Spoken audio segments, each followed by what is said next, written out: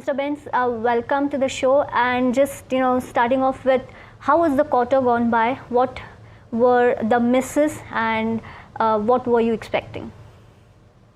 Thank you. So on the quarter that's just completed, this was a very strong quarter and a very good finish for the year.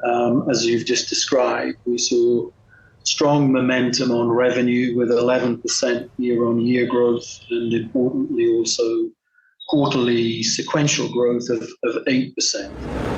That revenue growth played through into our EBITDA line, where we also saw growth in the quarter of 9% and a very healthy margin of 34%. So the operation performance and delivery has been strong. On the PAT line, while the reported number was -3, once that's been adjusted for some one-time effects in the corresponding quarter last year, that also returned to growth. So it's a very healthy quarterly performance, building on the momentum that we started to see in the second half of the year.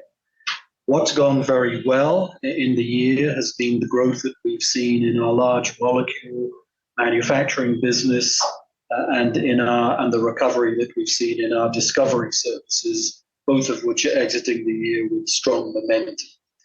A challenge has been in the small molecule space, but again, we've seen in the second half of the year, we've seen a good number of customer engagements, and we see that taking momentum through into the next year.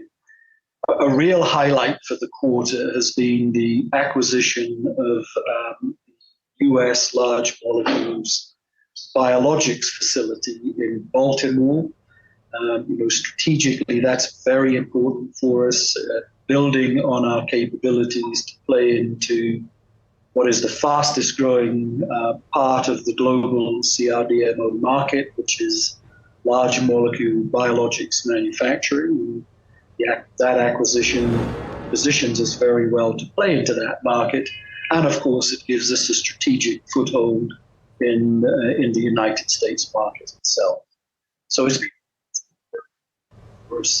So, Mr. Bains, now the concerning point for investors is so many investors were actually expecting Syngene would come back to double-digit growth, maybe from FY26 or 27. But now the outlook which has been given by the management is that the revenue growth will likely be in mid-single digits because of the new biologic facilities, which will actually increase operating cost and depreciation for the company.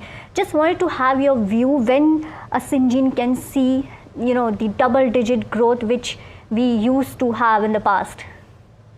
Sure. So let me break down those questions a little bit. So for fiscal 26, we're guiding a reported revenue growth in the mid-single digit. On an underlying basis, our expectation is broad-based growth in the early teens across all three of the major platforms. So that would be our discovery services platform, our large molecule manufacturing platform, and our small molecule manufacturing platform. So on an underlying basis, we're expecting growth in the early teens there. Now, let me explain the difference there. The difference is that we are also factoring into 26 impact of a client inventory adjustment on commercial supplies in large molecule manufacturing. So we have a client, we've been supplying commercial product for them for their global launch, and as is completely normal in the pre-launch to launch phases, the supply requirements build up, and post-launch they begin to normalize. And we're going to see that effect play through with that client in 2026. But if we adjust for that, the fundamental underlying growth across all three of our businesses will be in that early teens range.